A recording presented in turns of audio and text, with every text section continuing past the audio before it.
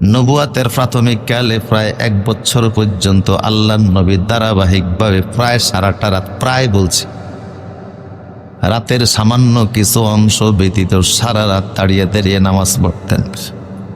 ফাওটা ভুলে যাইত।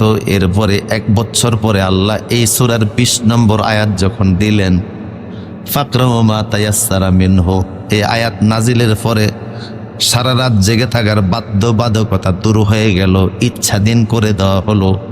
এখন আপনার যতটুকু মন চায় ততটুকু রাত্রে দাঁড়ান, এখন আর সারা রাতের দরকার। 1 বছর রাসূল সাহাবীরা এইভাবে করে ইবাদত করেছিলেন। নিসবাহু আও ইয়ানকুস মিনহু কলিলা, প্রথম বললেন প্রায় সারা রাত করেন, একটু কম। আবার বললেন প্রত্যেকটা রাতে আমি আল্লাহর ইবাদত করেন।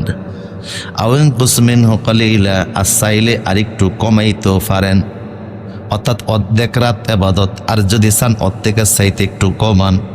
আর যদি মনে করেন আওজিদ আলাইহি ওয়ারাতিলিল কুরআনা তারতিলা, আর যদি মনে করেন অর্ধেকের চাইতে বাড়াবেন, তাইলে বাড়িয়ে বাড়িয়ে আমি আল্লাহর রাতে দাঁড়িয়ে ইবাদত করেন।